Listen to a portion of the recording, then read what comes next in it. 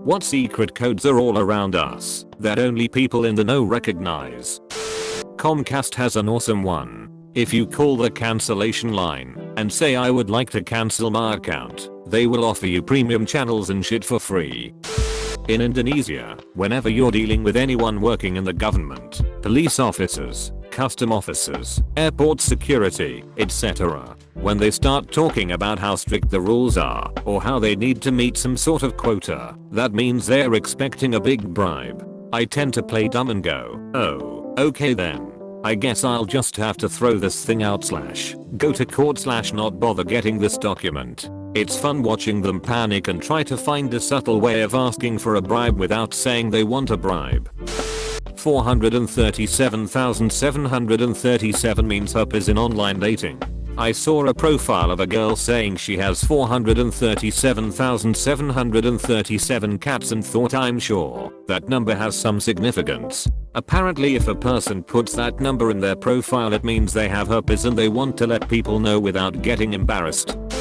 I was once on a cruise ship and there was an announcement on the tannoy for the crew. Starlight, Starlight. Some were visibly shaken, and it caused quite a bit of upset. Later discovered that was code for elderly passenger has died. The key had a small onboard mortuary.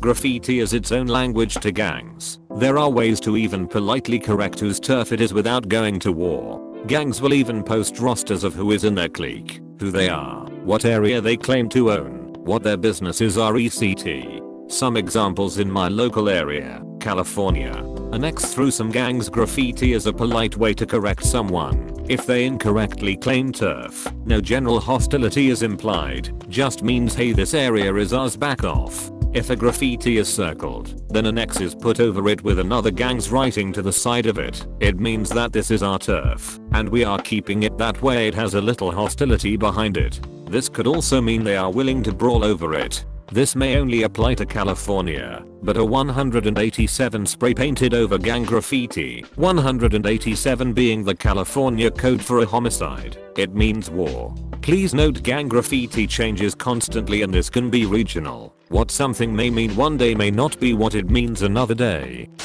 In my office, when someone announces, "Your ride's here," that means somebody unidentified has just walked in. It's a closed, private office with no receptionist or public coming and going. If it's nobody we are expecting, it sounds better than somebody just walked in the door. If you hear waiters and waitresses talking about Canadians in the South, they mean black people. Also, if you hear them say they are in the weeds it means they are so busy they barely know what the fuck is going on and need help. There's the male nod code. I asked a guy what was up with it once, and he explained it like this. Down is a nod of respect, either to acknowledge doing something the nodder approves of, or it denotes a more professional / business only relationship. A nod up is more contextual. If the men know each other the upward nod is like hey, what's up? I acknowledge that we know each other, but have nothing to say right now and or am in a hurry / busy. An upward nod can also be disrespectful and aggressive in ways I don't quite grasp. I guess as a display of dominance, not easy to understand as an outside observer. The color of twist tie on your bread bag indicates which day of the week that bread was made. Easy for grocery stores to spot aging bread on the shelves. When you're at a grocery store and you hear 21 on 9 it means the employee at checkout counter 9 is under 21 years and they need someone over 21 to sell the customer liquor. Live in Illinois, still hear it call out today. Transportation of dangerous goods labels on tanker trucks. ACA UN numbers. 1202 is diesel. 1203 is gasoline. 1075 is propane. 1267 is crude. 1993 is anything flammable. I was driving behind a truck on the highway the other day and didn't recognize 2448. Molten sulfur. At the mall, they taught us to use Nora if someone was being belligerent and we needed to get the cops in here. Nora equals need officer right away. For example, if a guy was at the counter screaming and cursing, threatening us but we couldn't escape, he won't leave, and we felt unsafe, we'd ask him to hold while I called a manager. Then I'd get the phone, call the police station in the mall, legit cops, not mall cops, and say something like, "Hi Nora, this is so and so calling. I have a customer issue I was hoping you can help with." Then hang up and announced the manager was on the way. Cops showed up instead. Not so much anymore, but back when everyone had to be secretive about being gay, there were all kinds of signs and signals. My uncle says he kind of misses those days, because it was all like a tightly knit secret club that was strongly bonded, because of the mutual mortal terror of HIV/AIDS when it first appeared.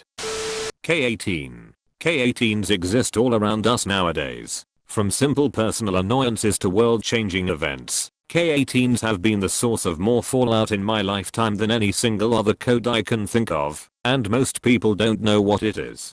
K18 is a tech support error code for a mistake which occurs roughly 18 inches from the keyboard.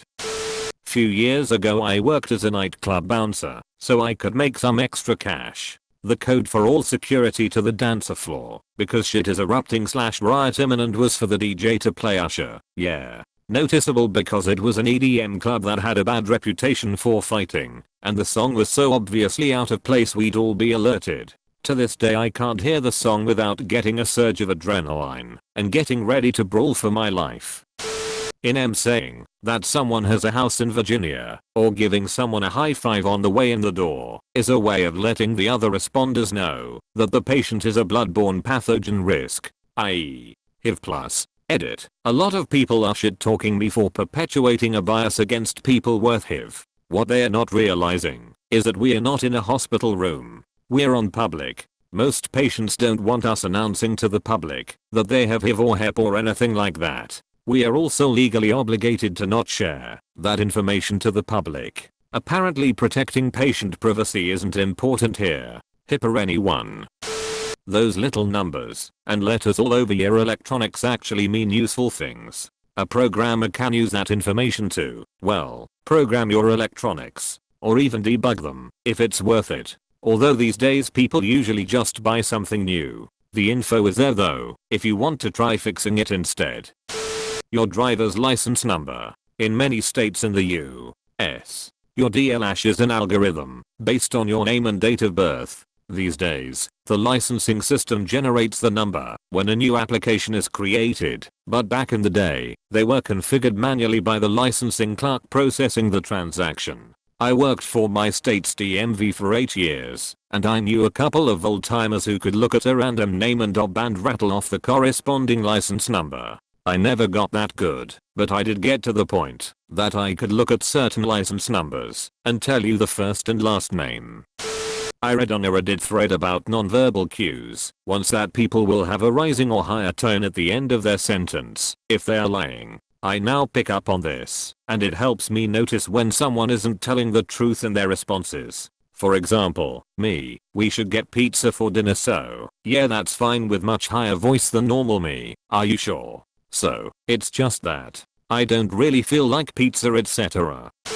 If you're in the know, you can tell a lot about homes, businesses, and other commodes based on the plants growing outside, if you can identify them. For example, if I see a large patch of dollar weed growing somewhere, I know that spot is getting too much water. I can also tell from the weeds which weed killer, or none, are being used. Then there's certain plants that indicate, shall we say, some places where you could obtain some less than legal goods or services. For example, if you notice lots of Sarracenia surrounding someone's yard or garage, it might be safe to assume that location is trying to deal with a fly problem. What activity could be taking place in a suburban neighborhood that would attract that many flies? Could be a whole bunch of things, but none of them are common and many are nefarious. Of course, certain plants emit smells as well. If you know those smells, you can find things. For example, this past summer, while walking through my neighborhood, I detected a faint scent of decaying citrus. This led my nose to a horribly neglected lemon tree growing outside a vacant property. Cleaned my garbage disposal and made it smell nice, haha. Hospital codes. Code blue, cardiac/respiratory arrest code yellow, bomb threat code pink, infant kidnapped, usually from L&D, code purple, missing child code white, IT outage code orange, toxic/radioactive chemical spill code silver, active shooter code 1, slip and fall/faint code internal/external. Undisclosed emergency inside/outside. Utility locating is everywhere. Not sure if rules are international, but us rules are such. Yellow equals gas, red equals electric, orange equals communications, green equals sewer, blue equals water, pink equals engineering. Private work done where actual excavation is not planned. Purple equals irrigation, I believe. So anytime you see these marks, under them is the aforementioned underground utility line. The more you know. Also dial 811 before you dig. Us, it's free. Yes, you. What happens if you knock out the telephone and your poor old neighbor is calling 911? Blood on your hands for being the fool. The code printed on your beer cases or the bottom of cans, etc. tells you when it was made. Usually a letter followed by a series of numbers. The letters correspond with the month. A equals January, B equals February, and so on. You can tell which beer has been sitting for a while, or even worse, the places who don't rotate and should be avoided. Source: worked and / managed an sale for a few years in university. UPC codes of certain things like this. If I remember correctly, the first half signifies a vendor and the second half is the product. The last small number is a checksum to verify the other numbers were read correctly. I vaguely remember when researching couponing that there was some trick there too, that the UPC code on the coupon could be read to see if the coupon was valid for a single product or a whole family, but I could be remembering that one wrong. In the UK, a tannoy announcement that calls for a Mr. Sands to come to X location is code for a fire/bomb threat in that area. This is because Sands is one of the most uncommon names in the UK, so it's very unlikely this chap's gonna turn up at the location, especially if it's on fire. I was in Waterloo Station and had a Mr. Sands call to platform 2 once and noped the fuck out. Little while later, and the station was closed. In court, a lawyer firmly stating my client was at the library at the time of the murder is subtly different from my client tells me that he was at the library at the time of the murder. There are numerous variations on this, such as my client would say, or my client has just informed me, with added inflection and emphasis. Each conveys a particular message to the judge given the circumstances.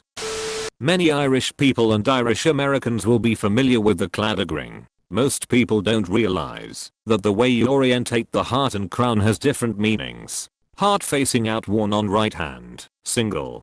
Heart facing in on right hand, in a relationship. Heart facing out on left hand, engaged. Heart facing in on the left hand, married. At the night markets in Malaysia, the shop owners give you different colored bags depending on how good of a haggler you are, to warn other shop owners. Sometimes, we in the no types do this code, where we call out a time, like hey, 4 o'clock. Most people don't know this, but we are not actually referencing a time at all. Calling out a time is code for directions. If you picture yourself at the center of a flat clock, it suddenly makes sense. 12 o'clock would be in front of you, 3 o'clock to your right, 9 o'clock to your left, and 6 o'clock is behind you. Now, whenever you hear one of us in the no types shout 6 o'clock, you'll know to turn around, look at them, and give them a knowing wink to let them know that you know codes too. You can watch and laugh as other people get confused. They have no idea he wasn't talking about something happening at dinner time. The more you know. Canadian engineers receive an iron ring once they've been certified. It goes on the small finger of the dominant hand. It doesn't have to be iron, but most are. Also in Canada, if you see a license plate which follows the pattern VE*** or VA***, the asterisks are letters. It's a ham radio operator and that is their call sign. Apparently, 2 shoes tied together and angling from a power line is a sign for drug dealers. I honestly believed that they were stolen from bullies and thrown up there as a mean prank until one of my friends told me otherwise. Still not sure if this is an urban legend, but it makes more sense than my theory. Truck drivers have some sort of code. I don't know all of it. Generally, if they are passing you, you can double flash your headlights to let them know they can safely merge back. They may flash their back, not brake lights, to say thank you. Useful and polite. I've also used this with my husband when convoying 2 cars, so you can pass together.